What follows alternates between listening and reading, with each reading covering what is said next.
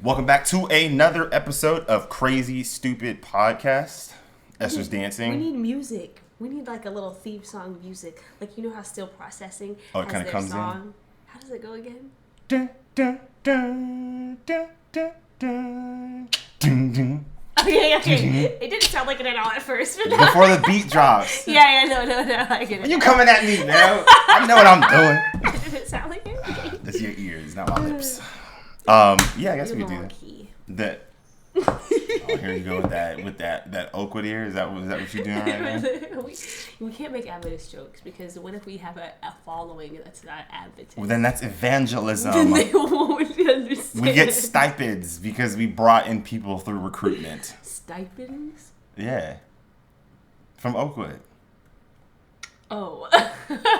What? Okay, sorry. But that was not that far-fetched of a joke. I feel like it was very clear with where I was going with that I was one. going more with like another jewel on your crown in heaven. That's where I was going. Oh. Isn't that crazy that they teach I you would that not- for every person you bring to God, you get another jewel on your Yo, crown? that's like business 101 incentive kind of stuff. Like, I don't like that. I think that's stupid. Sometimes and I think about that. I'm like, I'm not gonna have none. I really be thinking. I'm gonna have no jewels on my crown. I really be thinking like, does God be looking at us like y'all some goofy like with like the theology we come up with He's like, sometimes? I did not say that. I have to believe because I think we sound goofy. Are they good? Oh, yeah, he's clinging. I love you. You're not leaving because you're gonna come up here and mess up our stuff. Their audio I picked up a couple of Of times. course it is. So we got an episode and we've got a couple of things. We wanted to go over some of our favorite rom-coms in the spirit of Valentine. I say it like that because that's how Janice says it in Friends. Oh, okay. In that recording that he gave to Monica. Oh, and yes. My Valentine. But also, we're finally getting a chance to, I guess, really process episode 5 of The Last of Us because that was really dark. I had a couple of friends personally message me because they knew that I'm like, you know, I know everything about the game for the most part. And so they knew that I knew what was coming. And they were all like, what the? Oh my God. Holy. Like, yeah, man. The show actually, I think, made it a lot worse, by the way, because Sam is not deaf. Yeah, I know. Henry is not that kind. Oh, No, Henry's a little bit colder. interesting. Which, I gotta say, HBO is kind of killing it right now. If you think about their record, we're going from House of the Dragon, which took the entire world by storm, had everybody in their, back pockets. Mm-hmm. They go from House of the Dragon to Last of Us, and then after Last of Us, we are getting Succession. Mm-hmm. The show I don't watch, yes. That's just not fair. It's just not fair. And I haven't even mentioned like some of these other shows like Euphoria, Hacks. I'm sure there's some that I'm probably forgetting even as we speak. Comment section is probably going to mention a few. It's like, don't forget. I don't care. Those first 3 are the only ones that I care about. Yeah, man. I feel like people associate HBO with like, well, yes. I was going to say, I think it felt as though people were associating HBO with the Warner Brothers messiness. And I can understand that. But we need to remind ourselves that HBO don't miss. They don't miss, but the reason why they were getting connected to it was because they deleted all those shows. I don't know if that was all what they wanted, though. You know what I mean?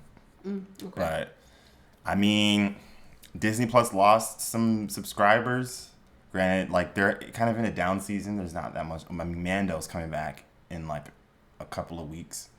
Netflix, I don't know how that's going to look because they're about to do the whole password thing, which I think is stupid. I just think that cannot be a smart business move. There's no way that's smart. I think they're betting on people to just adjust. They think people are going to go get their own accounts. That's not going to happen. No. They're just going to pirate things. That is not going to happen. LimeWire about to go through the roof again, yo. All those Gen Z probably don't know what LimeWire is.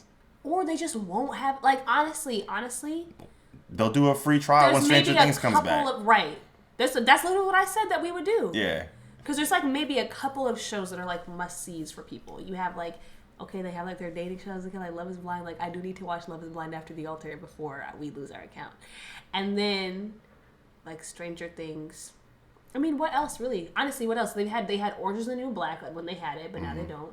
And maybe Squid Game. I don't know. But I don't know if that Squid Game season 2 is going to be as big a hit as Squid Game season 1, because it was kind of the shock factor. That's kind of what got you. I mean,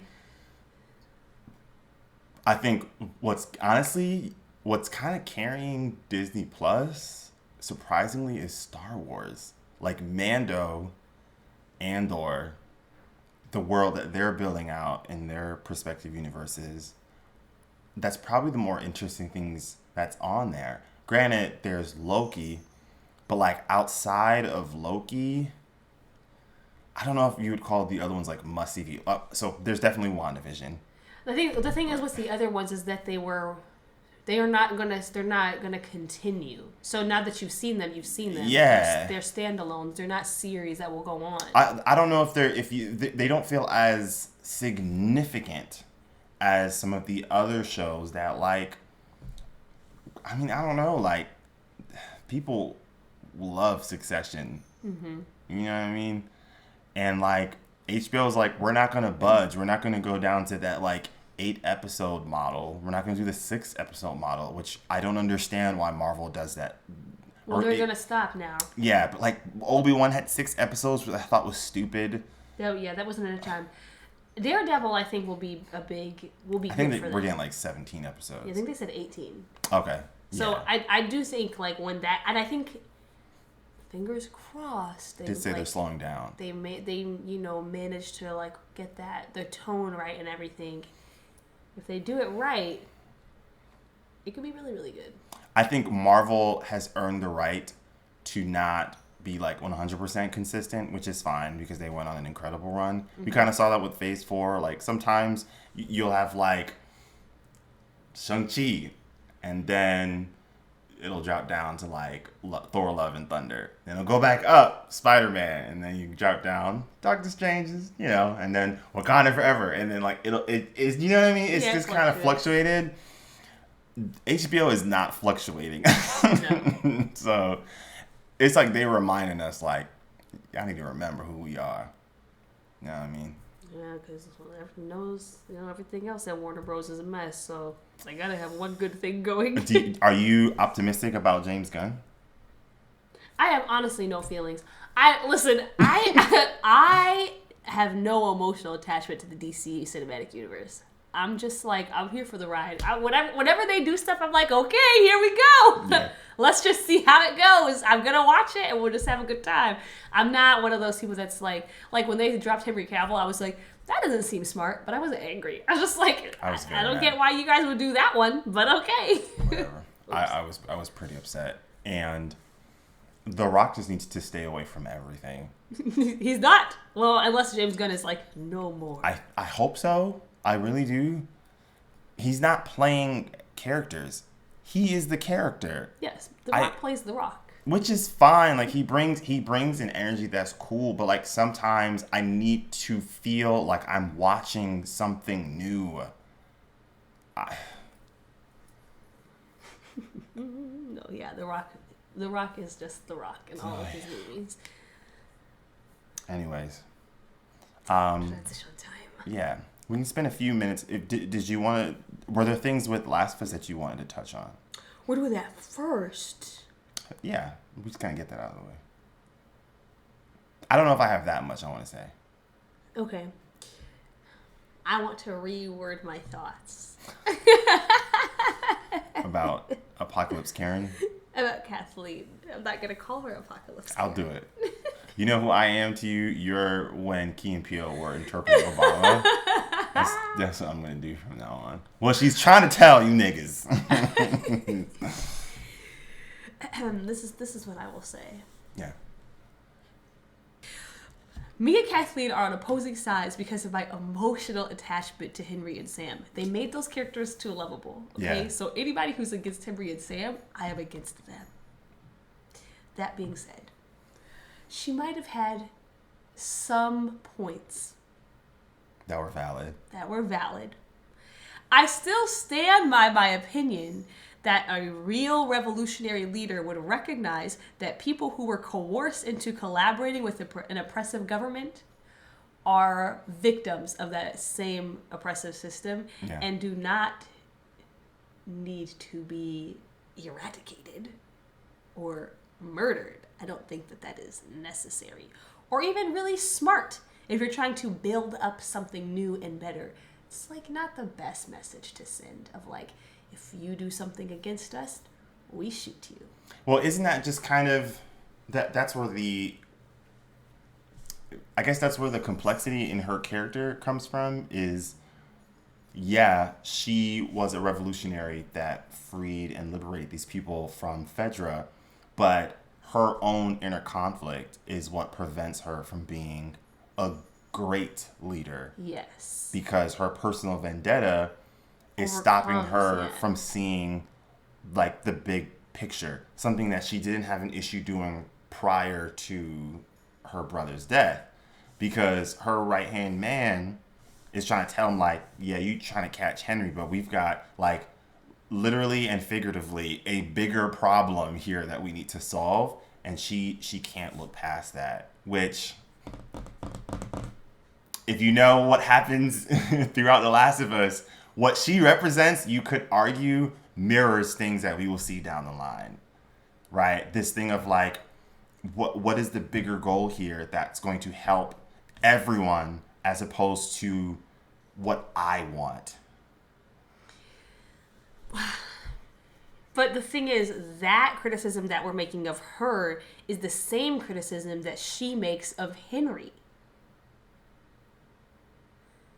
That's true. That Henry sacrificed the greater good in terms of her brother, because I guess he was supposed to be the best thing to. I don't know. I don't know her. We didn't see her brother, so I don't know. Maybe they're gassing him. Henry had no. I was gonna say he had no choice. He did have a choice. He could have let Sam die. But I still stand by this. The thing is, this is the problem, is that she's getting stuck in whether what he did was wrong or right. That's not that. It doesn't matter. The wrong thing is that he had to make a choice in the first place. Yeah. The villain or the issue is not that he sold out her brother. He was given bad choices in order to do this. The issue is that the oppressive government would not freely provide life-saving medication unless he did it. That's the problem. Yeah. So regardless of whether you think he made the right choice or the wrong choice, it doesn't matter, because that's not the enemy. The enemy is not people forced between two bad choices. The enemy is the person giving them the bad choices, or the system giving them the bad choices. And I feel like, lost that. And I would even say they're not. Fedra isn't giving them bad choices. They're only allowing them to have bad choices, right? I think, like, I don't want to sound like it's like a semantics thing, but he had two situations here, like Sam or Henry. Henry only had two scenarios here. It's either I let my brother die, or like, who knows what happens to him then? He's not like the most well-equipped to survive a coup. You know what I mean? And so, like, he is taking everything, like, step at a time. Like, what is going to keep me safe? What's going to keep me and my brother safe today? What's going to do that tomorrow? He's not thinking in the long term. Right. So, in that moment, if that's the way you're processing the world, that is the better wrong choice. Because Fedra's not allowing him to expand his options that could be beneficial to him and others.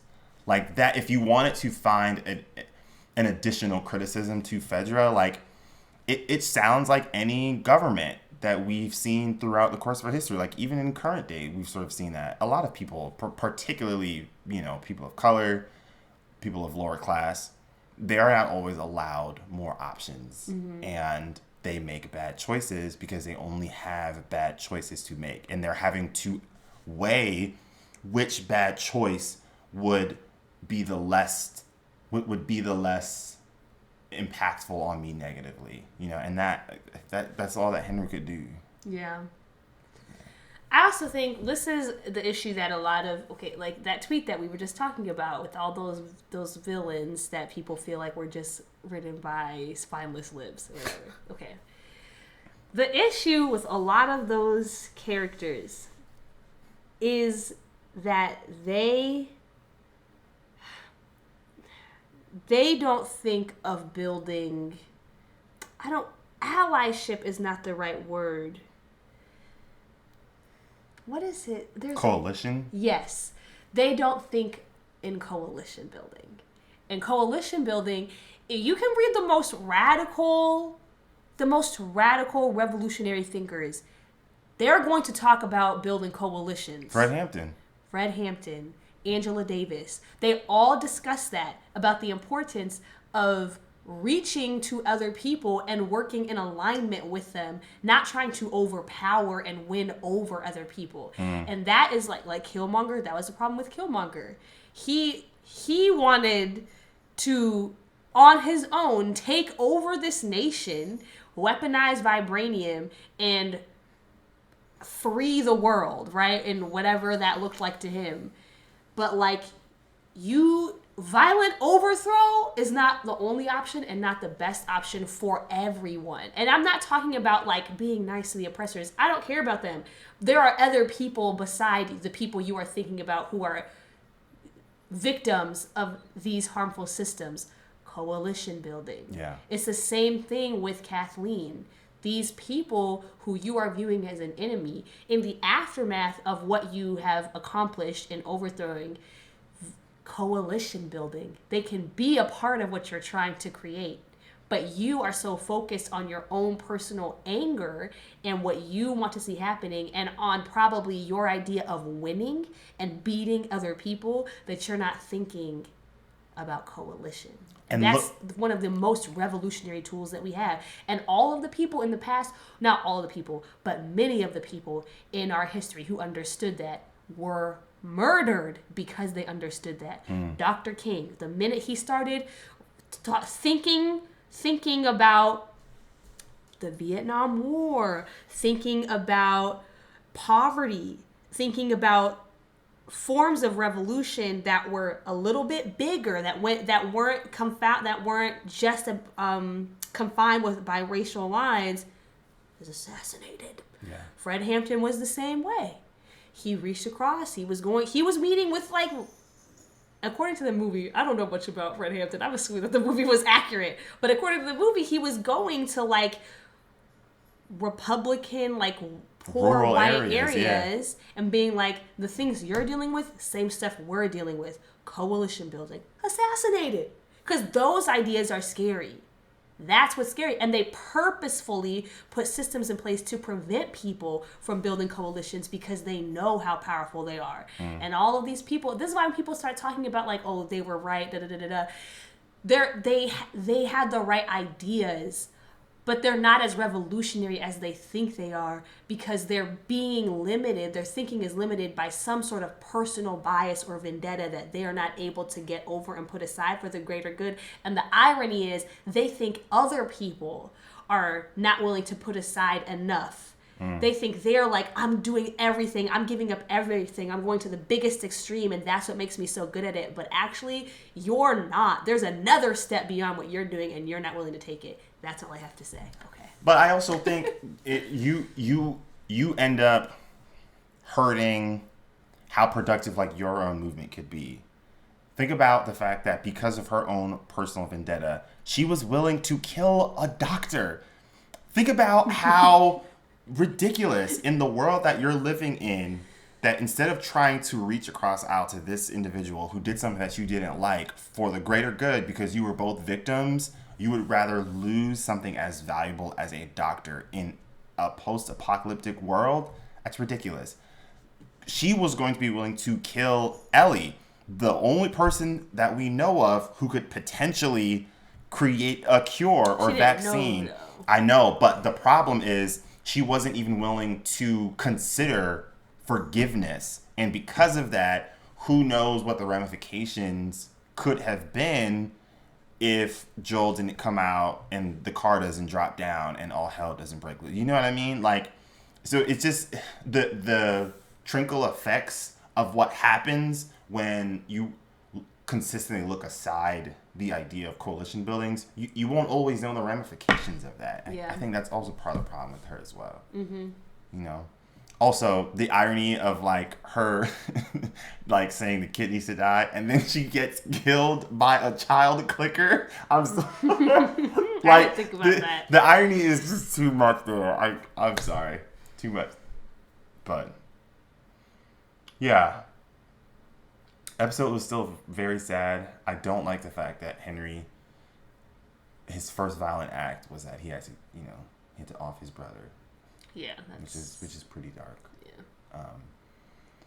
But yeah, any final thoughts on that before we transition to our next segment? No, I'm really excited to get to this next thing. Okay. So as you all know, the title of our entire identity here in our podcast is based off of a romantic comedy film called Crazy Stupid Love. It's a movie that I guess we both agree is like pretty good, because I'm not like I'm not a huge fan of rom-coms, but I watched that one. I was like, because he's misguided. He doesn't know what he's depriving himself of. There's so me and like billions of other Americans who we'll get into that later on. But we figured, in the spirit of Valentine's Day, we should probably spend some time talking about the most man, I don't even know how you would describe it. Unique genre in film, I would say. I don't know. I mean, they're all unique from each other. I think it's maybe the most divisive, or one of the most divisive, because people have such different feelings about it. The rom-com genre. So, there's a lot here that we want to break down, but we want to start things off. I guess we're talking about some of our own favorites. Mm-hmm. So we've got a list of our favorite rom-com films. But we should probably preface that yours is significantly longer than mine. Yes. Almost twice the size of mine. Yes. Around the 2000s, I just kind of stopped watching them as much, which it kind of sounds like... Most of mine are from prior to the 2000s. Oh, okay. Yeah. Well, yeah. I'm going to just get mine out of the way. Mm-hmm. Because I see that you're very anxious to want to get to yours, huh? Yes. All right. Okay. So, I've got some honorable mentions. Okay. The first honorable mention is Breaking All the Rules. I actually don't know what that is. You've never seen Breaking All the Rules? No. Where's my Google? I just realized you had that there, and I just realized I don't know what that movie is. So this is a movie with this is Breaking All the Rules is a movie with Jamie Foxx, Morris Chestnut, Gabrielle Union, Jennifer Esposito, a few other people that you probably know.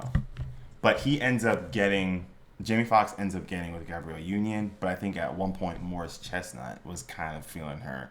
But they just we can probably watch this later today, but yeah. Don't know that one. Very old. He there's like this, I wouldn't say iconic, but it's a famous scene where, I won't spoil it, but anyways, very entertaining.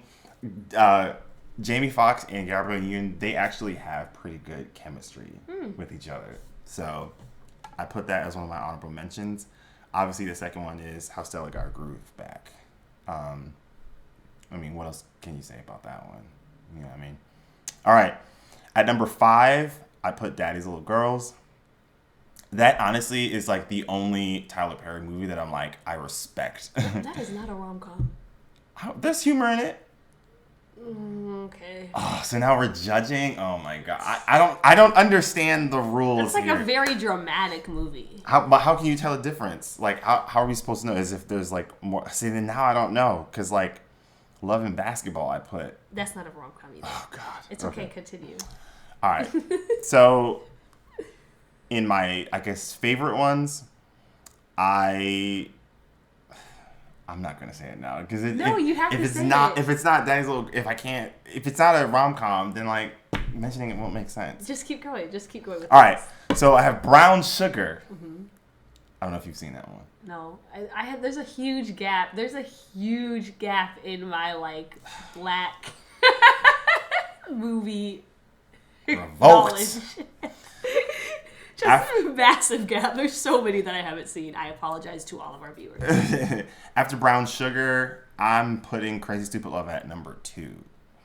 And at number 1, I did put 500 Days of Summer, which there's more drama than comedy, but there's some comedy there. I think his sister is definitely the comedic relief and his best friend. I would say you could probably slide this into the genre, yes. Yeah. I put that there only because they didn't get together. Of course. And I very much appreciate that. Breaking the one rule. Bro, you have... one thing that you have to do. No, see, that's the problem. And we'll probably get into it a little bit later on.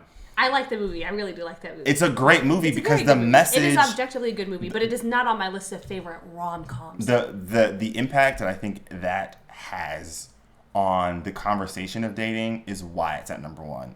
Because you had a lot of young teenage guys, including myself, that could sometimes feed into the good guy narrative and felt that there was an entitlement to the woman agreeing to be with you. And that film really revealed how blinding that good guy narrative can be, like, on you as a person. And, like, you end up hurting yourself because of it. And the people you're with, that's got to be at my number 1.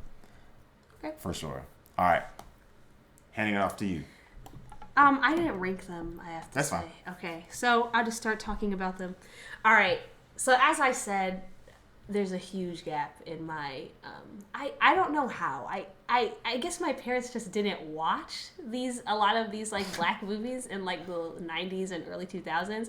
There's a ton that I haven't seen. So I'm sure there are several things missing. I want to preface, my parents didn't always watch them either. I went out of my way to watch them. Okay. Yeah. Well, good for you. So I just want to flex okay, that good for you. you. So, all right. So I guess I do kind of have like 2 tiers. Mm. No, I don't know if that's true. All right. So one of my things on the list, Shakespeare in Love. Shakespeare in Love. It's a magnificent film. It is about William Shakespeare falling in love. You would think it'd be a serious movie because it's Shakespeare. No, it's hilarious. Why would we think that it's serious? Because it's Shakespeare, because he wrote such dramatic plays. But he did comedy and satire all the time. Okay, that's true. But like the plays that you think about him for, sure. You know. But it's very good. Very good. It's very romantic. It's very flirtatious. It's just got a good vibe, okay? Crazy Rich Asians. Crazy Rich Asians, because I feel like it's doing the good work of reviving the genre. It's bringing it back, and we need it. We need it so much. It is personal to you. Yes. Okay, My Best Friend's Wedding. Now, oh yeah, similar to 500 Days of Summer, yeah, they do not end up together in the end. Bravo. And it's just beautifully done. It's a wonderful movie that just shows the pain and the reality of unrequited love within a friendship, and just how that plays out realistically. And in the moments where in another rom-com, there would have been a dramatic scene where she runs in and she interrupts the wedding and he leaves Cameron Diaz at the altar and, you know, it goes to her. That does not happen. And she attends that wedding by herself. Well, with her gay best friend. And there is no alternative. Even in 500 Days of Summer, they still sort of left like a little, they were like, at the then end, right? He meets Autumn. I'm so annoyed that they added that in. He meets Autumn or whatever she was. Then he kind of looks at the camera and I'm like, you ruined it. They didn't do that in 500 Days of Summer. In 500 Days of Summer, the movie ends and in yours? In My Best Friend's Wedding. Yeah. It ends. She says goodbye to the groom at the wedding, like before he leaves. It's like a very like bittersweet moment. It's like such a wonderful ending. It's a phenomenal film. Okay. And it's also like legitimately funny. It's a very funny movie. Okay. 10 Things I Hate About You. Heath Ledger, I love you and I miss you. Rest in peace to the GOAT. It's just a classic. It's just a classic teen rom-com. It's a good time, and it's a spin on the Shakespeare play. You know, it's fun. good stuff. And then I also have Love and Basketball. That's not a rom-com, but... See, I didn't mention Love and Basketball because I felt like it's kind of disqualified. There's nothing funny about that movie. It's not a rom-com. But I just had to put it because it is one of the... I would always watch rom-coms as a kid, like teen rom-coms. I love... Maybe not as a kid, but like teenage years, you know? And I loved them all. But this was one of the few that I watched that was like about black people and black love, and I appreciate it. When I watch it as an adult, I think that there's a lot of things wrong with their relationship. Yeah, it's definitely problematic. Yeah, for sure. But as a kid, as a teenager, I was like, "Oh, this is what I want." Like this, I love. They would play this movie on BET. I don't know if you remember, but BET used to play this movie all the time. Yeah, I would watch it anytime it showed up. Yes, this and ATL used to always come on too. Okay. So that's like one tier. I think my top tier though. Intergalactic, which is not a movie, it's a show, but that also is reviving the rom-com genre, I feel. Kid Cudi, thank you so much. Jessica Williams, we love and appreciate you. You're doing good work, and it's animated, and that's amazing. Crazy Stupid Love has to be on there because it's just so funny. That movie is so funny. And the twist, it is rare for a rom-com to pull off a plot twist because you don't really watch, I'll talk about this more later, but you don't really watch rom-coms for the plot usually because you kind of just know how it's going to go. But they pulled off a really good plot twist. Yeah. I did not know. I had no inkling that was his daughter. I was just like 2 separate unrelated plots. Whatever. Having a great time. That's the power of those This Is Us writers. They know how to do it. Oh, they did Crazy Stupid Love? Yes. It's the same people. It all makes sense now. Mm-hmm. Oh my goodness. It all makes sense. Yes. It does. It truly does. Wow. It's the same people. Okay. Then I have To All the Boys I've Loved Before. When this movie came out, I watched that movie so many times. I did not get tired of it. I did, and that's rare. I can't usually like rewatch movies like that, but this was like my go-to comfort movie for a long time. And you wouldn't expect it. I went into this movie expecting just kind of like like those like generic Netflix quality movies that they make that are like, whatever, it's okay. I'm not going to be blown away. It's just fine. No, this is a legitimately very good movie. The music is so good. The acting is so good. The chemistry between the 2 lead characters is phenomenal. It's a plot that you know, like it's a very recognizable plot, but it feels like refreshed when you watch it. It's just well done all around. And there are sequels. There's 2 movies after it. They're not as good because you don't have the the fun of a rom-com is like watching them get together. They don't have that in these other movies, so they're not quite as good. But what I appreciate, and this is a credit to the author of the books, actually, their relationship is very healthy, and they don't try to spice it up by adding unnecessary drama or things that would make you question the foundation of their relationship. Mm-hmm. No, like life circumstances happen that make you worry about them, but then you just get to watch them very healthily navigate it, which I thought was nice. Okay, Say Anything is my next one. Sorry, I just have to think about it. This is like a moment of silence. It's just such a good movie. And do you know what it is? No. Okay, you know the boombox. You know in movies when they reference the boombox. Oh, that's that. Yeah, Say Anything is the boombox movie where he goes outside of her window. It's John Cusack. When I first watched this movie, I was so floored because the plot is, and actually, I'll talk about this more later also. For all of these top 3 movies, there's not really that much of a plot. There's not like in a lot of movies, you follow like the basic, structure of a plot where, there's like a climactic moment and da-da-da, like you kind of know like where things are headed because it's heading somewhere. Yes. This movie is not like that. It's just kind of like, just these 2 people enjoying each other's company. It's just very lovely. And obviously there is some drama. That's why he has to go with the boombox and all this kind of stuff. But just good. And John Cusack was very charming. Okay. Mm-hmm. Notting Hill.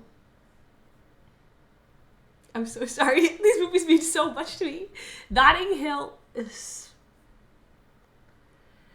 Hugh Grant and Julia Roberts are the king and queen, respectively, of rom-coms. For sure. If you put Hugh Grant in a rom-com, it's going to be good. He's just charming. He said something recently. I read this online. He said something in an interview recently where he said he feels like he's too fat and old to play romantic leads. Stop it. That's not true. Put him in a movie right now. I will be seated to watch it. He's just so charming. Yeah. He is so charming on screen. Their chemistry was absolutely beautiful the entire time. And again, it's one of those movies where you're just in watching them enjoy each other's company. You know, there's the twist, she's a celebrity, blah, blah, blah, blah, but that's really not why you tune in. You're tuning in just to listen to their dialogue and their like little quippy little flirtatious moments and just watch them fall in love. It's delightful. And then, of course, at the top, you have to put When Harry Met Sally. There's no other movie that you can put at the top. There's no other movie that you can put at the top. It is the quintessential rom-com movie. It is the rom-com movie that all the other rom-com movies are trying to be. Yeah. It got everything right. Everything right. Their charisma, their chemistry with each other, absolutely perfect. The jokes are funny. They don't feel too over the top. The comedy is just right. It's a gift to cinema. It really is. So When Harry Met Sally, I guess it kind of leads into like the conversation of romantic comedies in general, right?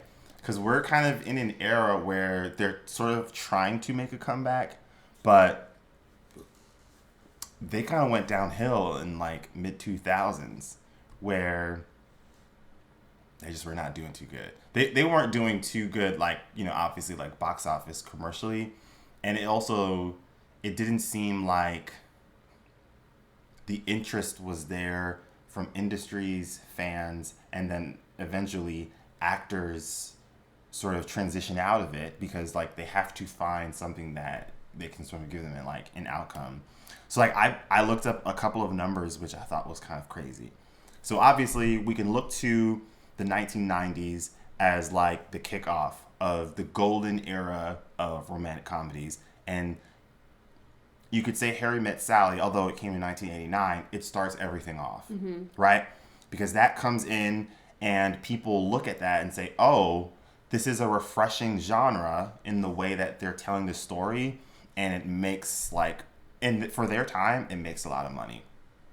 In 1998 and 99, 3 of the top 20 highest grossing films were rom-coms, which, I mean, that's just not heard of in like 2023. Yeah. That just would not be a thing for a rom-com to be like in the top, for 3 of them, for 3 rom-coms to be in the top 20. What were they? That's insane. I didn't look those up, but we could probably find it out at some point. But then they go on a run for about like 8 to 9 years where people could make their entire career off of just being in those movies. Meg Ryan, we love you. Yeah, but I mean, you know, Matthew McConaughey, he transitioned out, but for several years, that was his thing. And he talks about this in his book where he was just like, man, I just love the fact that like I could just give people a break to just watch the guy get the girl, right? Like there's just a little bit of joy in that. But then the 2000s come around and things go for, you know, a bit of a drought. In 1998, rom-coms made up about 7.4% of films that were being released, right? And now, like in our era, they only make up 0.1. Question: is this also partly because there are just more movies, though? I think it's a both and. I think more movies are being made, but I don't think companies think it can make profit. Right. And so they're not willing to risk it, which is why you've not only seen actors and actresses go into different genres. Sometimes you just see certain actors and actresses less. Like, honestly, we do see Julia Roberts less after the decline of the rom-coms. She'll be in movies where she'll do great, but you know what I mean? Like, that was like their thing. Same with Meg Ryan. Same with Jennifer Aniston.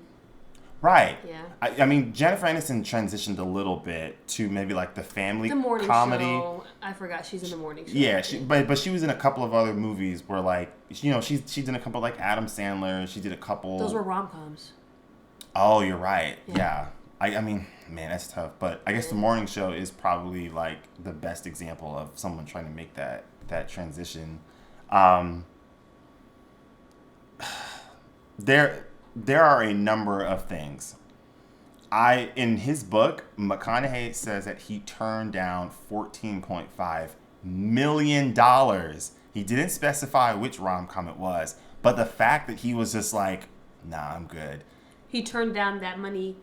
Like he would have made that money if he made the rom-com. A rom-com offered McConaughey $14.5 million to be the lead, and he said no. And this was in...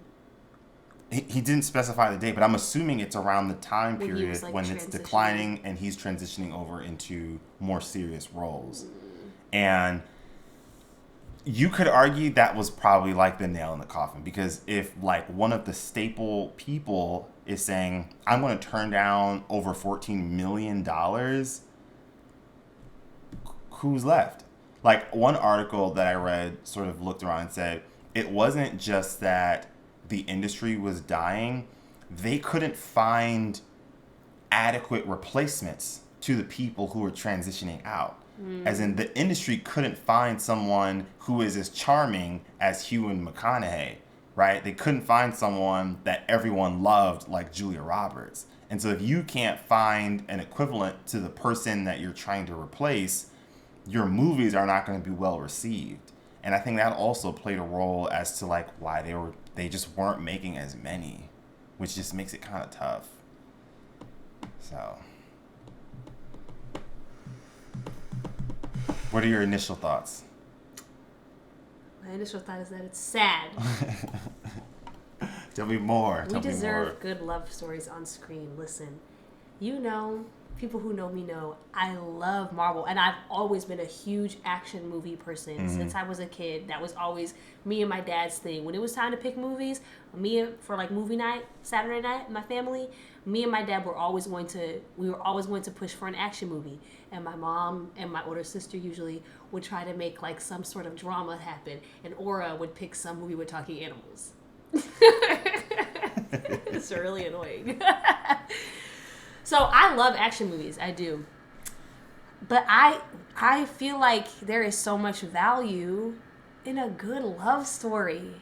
I just think that's a needed type of escapism sometimes. Yeah. Just a nice, happy, it's pretty low stakes most of the time. Yeah. You get really emotionally invested because you want it to happen for them so bad, but like in the grand scheme of things, it's pretty low stakes and you're just watching to have a good time. And yes, people talk a lot about the unrealistic standards that they set and the way that it sort of impacts the expectations that you have for relationships when you're kind of coming of age and starting to think about that. And that's definitely true.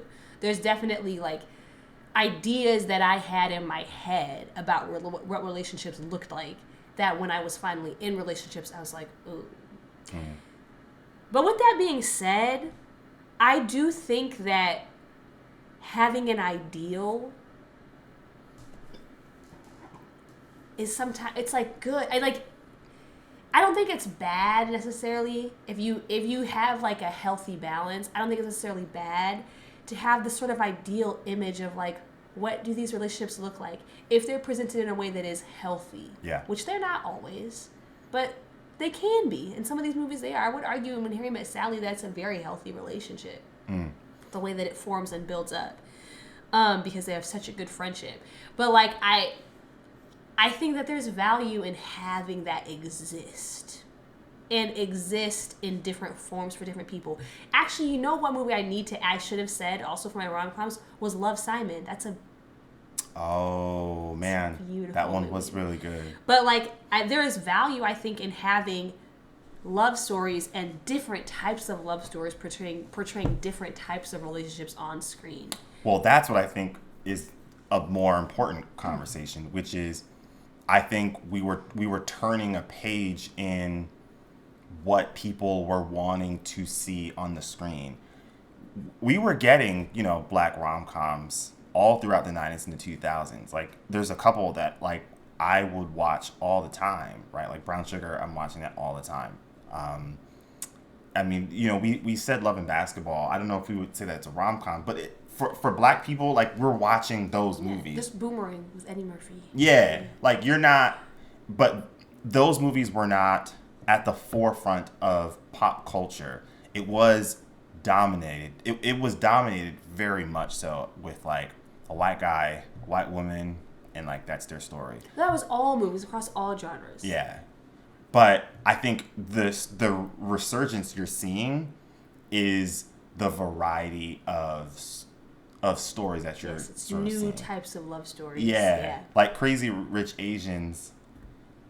Everyone was. I wasn't like crazy about that movie, but I remember everyone talking about that. You know what I mean? It was a big thing. Yeah. It was a big deal. Yeah. We've kind of talked about this before, but I'm not mad at being able to go to a theater like 3 times a year and see a Marvel movie. That does not upset me. I enjoy it. I'm going to go every single time. I do think that it is sad, though, that there is like whole groups of people now that there's no movies in the theaters for them to go see. Like, there is nothing in the theaters for my mom to go watch. There's not really anything most of the time that's really going to appeal to her and her interests. Because the majority of the movies that we have right now in theaters are big franchises, usually big budget action movies with, that they just know are going to make a ton of money. Yeah. And so, like, for my mom, it's like, I honestly don't know when the last time my mom went to the movies was. Probably something that we, as a family, went to, and she was like, okay, I'll go watch this. It's the 3rd movie in this series of movies that I've never seen before. I'll go sit with you guys and enjoy it, like, Did for she watch you Rogue guys. One with us? She did.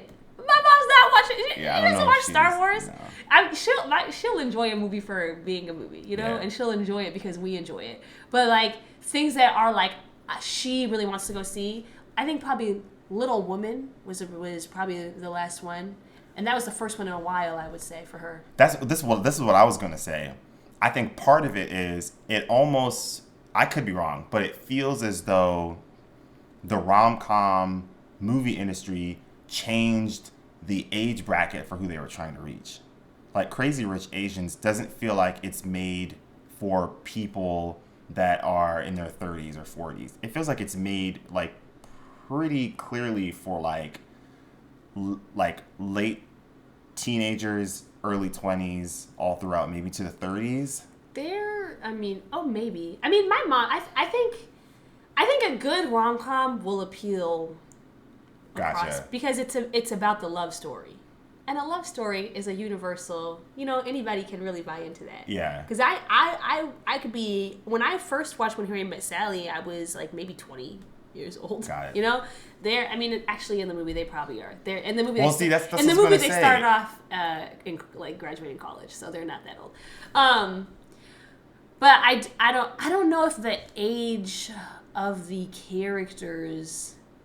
Well, I think they market it for a younger demographic than it feels like they were back in the 90s. Maybe. I don't know. I honestly don't know. I didn't feel like that with Crazy Rich Asians. I felt like Okay. I didn't think that was necessarily being marketed towards a certain age bracket. Yeah. Well, I think what's interesting about this is, like, a few, like, movie history nerds, they kind of talk about, like, the changing of the guard has happened a couple of times in our history. Like, musicals and westerns for several years was at, like, the forefront of what everybody wanted to see. And now, like, whenever a western shows up, it is presented as, like, nostalgia or paying homage to what they did for the movie industry. It's not necessarily made because people are like, westerns is box office in the same way, like Avatar is like box office, and a musical, it's still presented in like a more of a modern way, if that kind of makes sense. You know what I mean? And I feel like our rom-coms, is that genre, did they go through like a natural stage of like film evolution, but I would argue they found a way to bounce back in a way that I don't think those other two genres were able to do. Yeah, I mean, I don't think the problem is that they're not at the forefront anymore. I don't mind. I don't need them to be at the forefront. I think the problem is this time, and maybe my understanding is that, sure, I get what they're saying in that, like, Westerns, musicals, yeah, you can think of, like, the 60s, like, Singing in the Rain and, like, Mary Poppins, I know, like, all, for a while that was, like, the big films, that's what they were. But even when those faded out and you had the rise of something new, I still feel like you could go to the theater at any time and there would be, like, lots of different types of movies. Just a wider range. Yeah, and that's what I think is different now. It's not just that they're no longer in the forefront. It's that there's just less variety in theaters. No, when you talk about across the board, like in streaming and they're stuff, still there. There's so many. Like, there's almost too many options. But, like, in the theater, in the box office, that has become much more just less varied. Because you know what it is too? I remember someone mentioning this that I didn't also think about. I know people sort of like reference like Marvel movies as not necessarily the scapegoat, but as a term that represents a movement in the film industry. The person that I remember reading something where this guy was saying a better term would be like the advancement in technology and what that did for the film industry. Because as technology advanced, it opened the possibilities of what we could see on the big screen. And that was super attractive to a lot of directors, where things that they just had posted on their wall in their bedroom of like maybe one day, and they're like, oh, I can actually make this now. And so we had like an influx of people sort of come in and they're like, oh, I could be the next, George Lucas. I could be the next James Cameron. I could be the next Steven Spielberg. And I've got all of this new technology to make it look like incredible. Like it not even just in the superhero genre. Look at what Craig Mazin did. He was in Chernobyl, and he's in The Last of Us. But before that, he did Hangover, right? Like two completely different things. With now, the scale is so big that I think that's also part of it, where as more directors are watching, a movie like Avatar come out, they're looking at that and saying, I can do something similar to it with my own spin on it. You know what I mean? And I think was also something like I didn't also think about, which was I think it's just an exciting time to try new things. Like what the technology they use in Mandalorian, where you're sort of in this kind of bubble. I don't remember the exact term, but that's the first time they built that when they made that show. Same thing, Christopher Nolan does that all the time. Steven Spielberg, creates like whole sets, Titanic, you know what I mean? And so I think more of that is becoming possible and more affordable.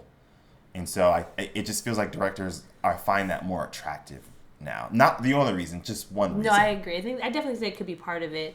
I also think, and I have fallen into this mindset too, I think that we've come to think of the theater, the purpose of going to the movie theater is to see something that's going to be a big spectacle. Yeah. Because you have streaming now. So, like, there's some movies that will come out where I'm like, oh, I want to watch that, but, like, I don't have to see that in theaters. Like, I could wait to see that at home, right, when it comes out on streaming. But there's other movies that's like, oh, no, like, the theater experience for this is going to be so good. So, I feel like the way that we think about going to the theater and the purpose of it has changed with the introduction of streaming, because you have another option now. Yeah. Before streaming, if you didn't go to see that movie in theaters, you were not going to see that movie for a very long time. And it wasn't 45 days like Marvel. It would be like 3 months. Yeah, it was a long time. Oh, yeah. So you went and you would see all sorts of movies in the theaters. But now, because there's so many options with which you can watch movies so quickly now, and because the movie theaters are much more expensive now, also people are more picky about what is worth going to the theater for. Also, sorry, you mentioned it as a kid. Being an Adventist growing up was rough because we had to always wait 3 months, and your classmates are talking about a movie, and you're just like trying your hardest to not spoil it for yourself because like you're not going to be seeing it anytime soon. You just reminded me of a very traumatic time in my life. I'm sorry, I don't know that. We were in the theaters. Okay, you super liberals. Oh my god. But yeah, and I remember Matt. You know that interview that Matt Damon did, and it floats around every time this conversation comes up. He talks about VHS. Yeah, I can't remember exactly what he said. You might remember it better than me, but he talked about streaming and how somehow the streaming impacted how much money directors and producers and production companies were willing to invest in certain kinds of movies. Yeah.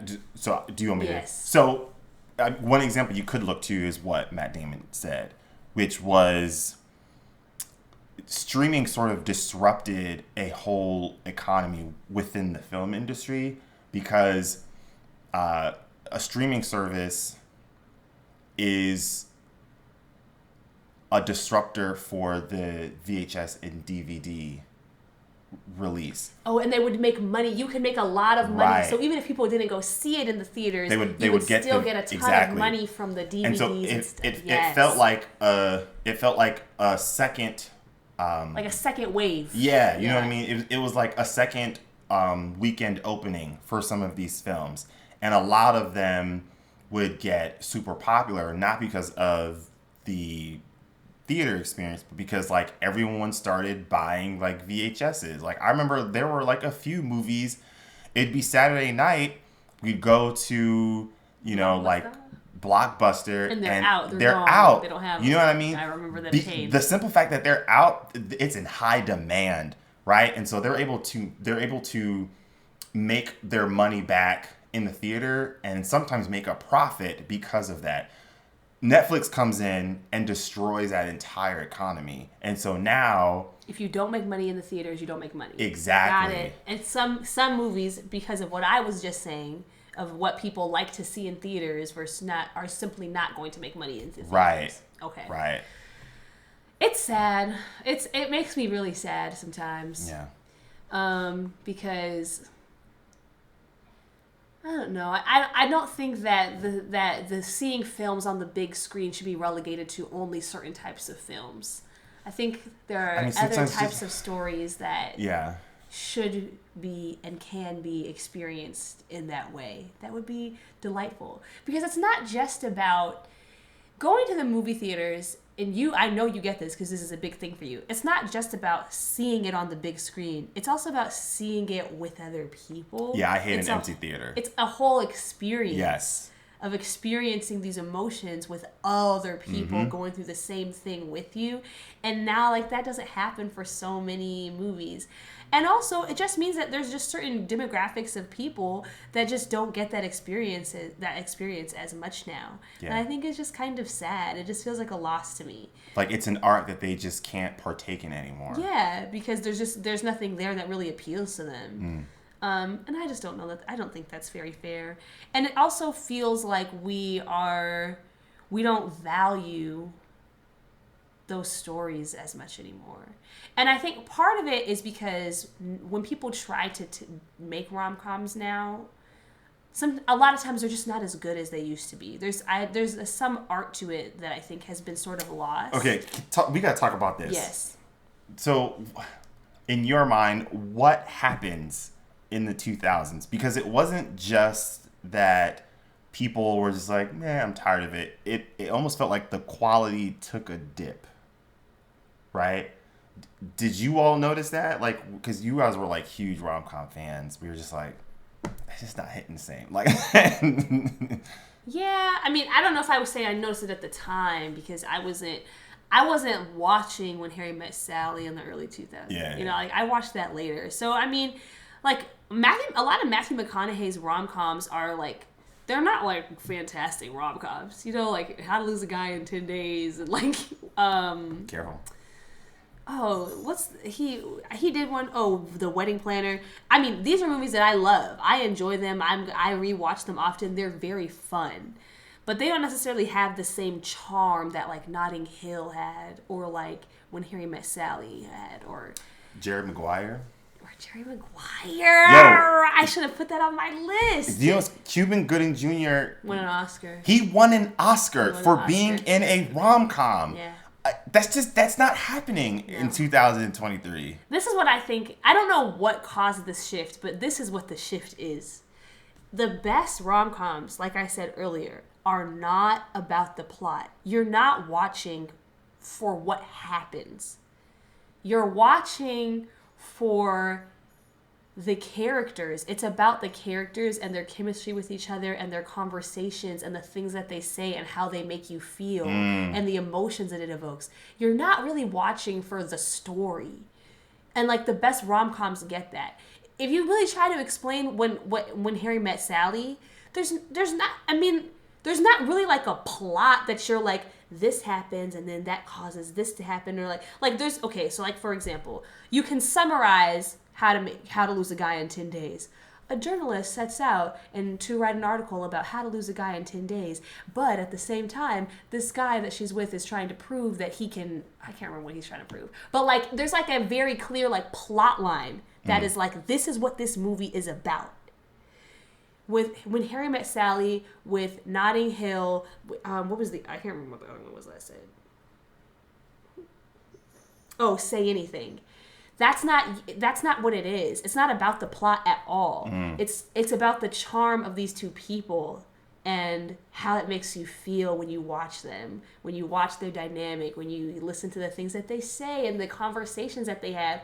Also, in these movies, the conversations that they have feel like real conversations, and they talk about actual things. Yeah. That's oftentimes what makes the humor so good, is they're not writing a joke.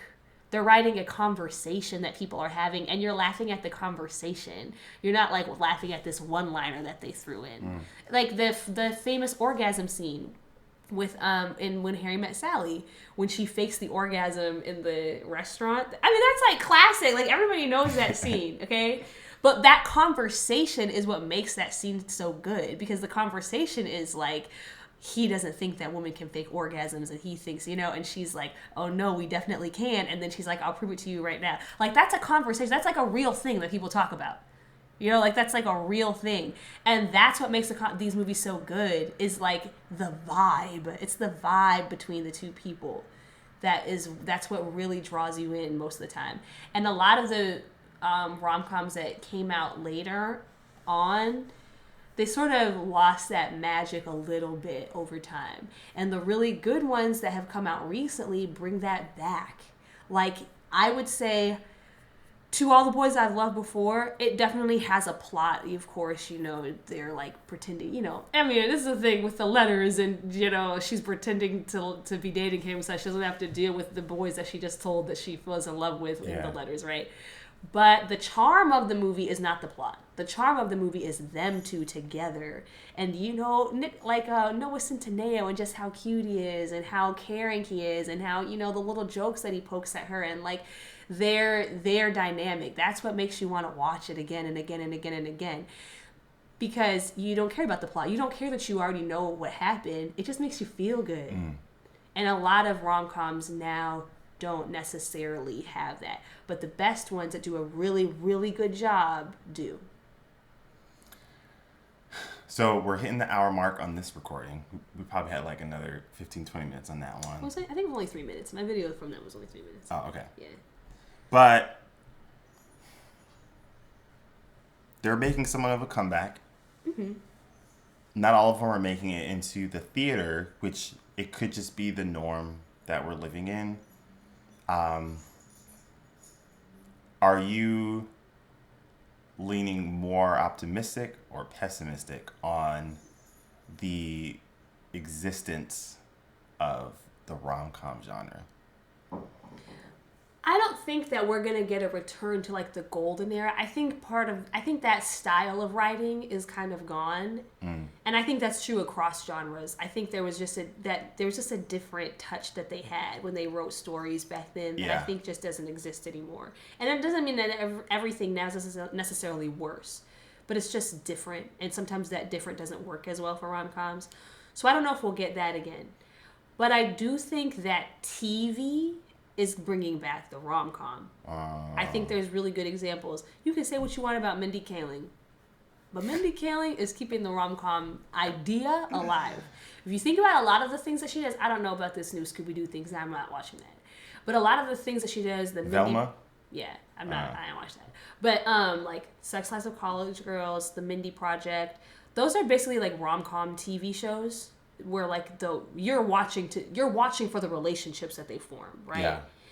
There's also, like Intergalactic. That was a TV show that was a rom-com. It was, the whole story was about their relationship. And there's a couple others that I thought of too. You have Zoe's Extraordinary Playlist. I don't know if you ever watched that. It's very, very cute. But that's another show that I'm pretty sure. Yes, it still comes on. I'm just behind. But that's another show where there's a plot where like she can the plot is really good. It's a really good idea. The plot is that I can't remember exactly how, but somehow she is able to read people's mind in song. So she can tell what they're thinking, but because they are singing, it's a musical show where like she hears them and sees them like performing these songs that are what they are feeling. It speaks to their emotion, and they're real songs, so it's a really fun show. Yeah. But you're really watching, a lot of the show is about her romantic relationships.